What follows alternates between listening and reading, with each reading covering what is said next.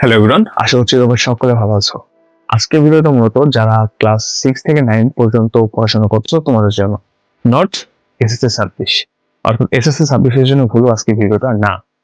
কারণ আজকের ভিডিওতে মূলত আমরা আলোচনা করব তোমাদের পরীক্ষা অলরেডি শেষ হয়েছে, প্রত্যেকটা স্কুলে শেষ হয়ে গেছে বার্ষিক পরীক্ষা।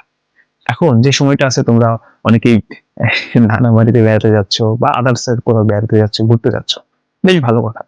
তাই কিন্তু মূলত আমি যে কথা বলতেছি যে তোমাদের যে 20টা দিনের মতো সময় পাবা, তোমাদের বেশিরভাগ স্কুলে হচ্ছে আগামী 27 তারিখ বা 30 তারিখের মধ্যেই বার্ষিক পরীক্ষার রেজাল্ট দিয়ে দিবে।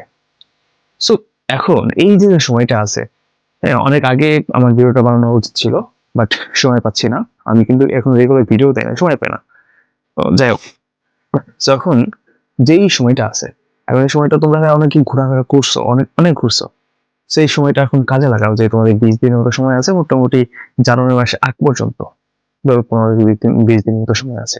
এই সময়টা তোমরা হচ্ছে একটু কাজে লাগাও। তোমাদের যে সাবজেক্ট একটু দুর্বল বেশি, যেমন অনেকে ইংলিশে বেশি দুর্বল থাকে, গণিতে দুর্বল থাকে, বা অন্যান্য তোমার যে সাবজেক্ট দুর্বল বেশি সেই সাবজেক্টটা তোমরা একটু ফোকাস দাও।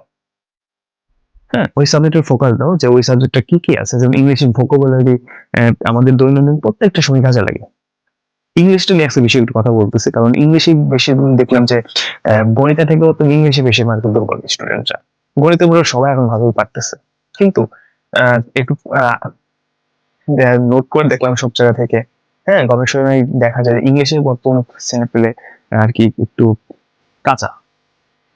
তো এই জন্য ভাই, যেই সময়টা আছে তোমরা, এই যে অনেকেই ধরো তোমাদের পরীক্ষা বেশিরভাগই শেষ হয়েছে 11 তারিখে বা 13 তারিখে শেষ হয়েছে অনেক স্কুলে। তো এখন যে সময়টা আছে ভাই, তোমরা এই 15 দিনের মতো, হ্যাঁ, 15 দিনের মতো এই সময়টা একটু কাজে লাগাও। 15 দিন হচ্ছে অনেকটা সময়।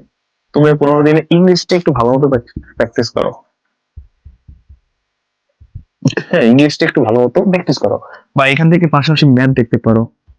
বা তোমার সব থেকে যে সাবজেক্ট কাঁচা বেশি, এই দুইটাই তো, যারা আর কি সব সাবজেক্টেরই বলতেছি, আর্টস কমার্স সায়েন্সের, এই দুইটাতে বেশি কাঁচা, আর তো নাই। So, এই দুইটা একটু ভালো মতো দেখো। এই দুইটা সাবজেক্টে মোটামুটি একটু ফোকাস দাও। ফোকাস দিলে দেখবে যে তোমার সামনের দিনগুলো ভালো হবে, তুমি পারতেছো।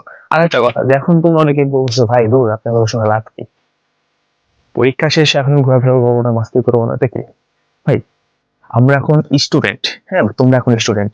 আর স্টুডেন্টের বয়সে সব থেকে গুরুত্বপূর্ণ ভাবো অধ্যবসায়। যে এখন বেশি অধ্যবসায় করবে, তার স্টুডেন্ট লাইফটা, তার ছাত্র জীবনটা ভালো হবে। তাই এখন রেস্টের টাইম না। হ্যাঁ, বলতে পারো যে ঘোরাফেরা একটু একটু করবো, হ্যাঁ, একটু একটু করবো, ঠিক আছে, আমরাও করছি, ঘোরাফেরা করা ঠিক আছে, বাট ভাই বললাম না যে এখন অধ্যবসায়ের সময়।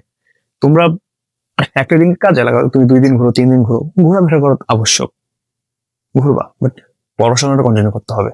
So, তুমি এখন অধ্যবসায় করতেছো, বাট এখন যদি এই যে ঘুরো, রেস্ট নাও, তাহলে দেখবা যে ভাই তুমি যখন ওই যে বড় হবা, বুড়ো বুড়ি হয়ে যাবা, আমি একটু ডিটেলসে বলবো, বুড়ো বুড়ি যখন হয়ে যাবা, তখন কিন্তু ভাই তোমার অনেক কষ্ট হবে। তো এই জন্য এখন একটু কষ্ট করো, কারণ এখন তুমি স্ট্রং আছো, ইয়াং আছো, এখন তুমি কষ্ট করো, যাতে এই কষ্টের ফলটা তুমি ওই যখন একটু আর কি হয়ে যাবো, উল্টো হয়ে যাবা, বুড়ো বুড়ি হয়ে যাবা, তখন তুমি আরাম আস্তে ঘোরাফেরা করবা, খাওয়া ঘুমাবা, ইত্যাদি করবা, ইত্যাদি। আমার কথা বুঝতে পারছো আশা করি। তো এখন এই জন্য বলা যায় ছাত্র জীবনে ভাই প্রচুর অধ্যবসায় করতে হয়, প্রচুর স্কিল ডেভেলপমেন্ট করতে হয়, প্রচুর পরিমাণ। হ্যাঁ, তোমরা যারা এই এসএসসি পরীক্ষার পরে অনেকেই 3 মাস সময় পায়, 3 মাস সময় অনেক জায়গায় ঘুরতে ফিরতে যায়। হ্যাঁ, আবার অনেক ছেলে মেয়েদের আর কি বেসিক্যালি অনেকে বিয়েও হয়ে যায়। বাট এইটা কিন্তু ভুল করে গার্জিয়ানটা, হ্যাঁ, এটা একদমই ভুল করে। গ্রাম অঞ্চলে বেশি হয়, বাট এটা মোটেও করা ঠিক না, মোটেও করা ঠিক না। তো যাই হোক, অত দিকে যাবো না।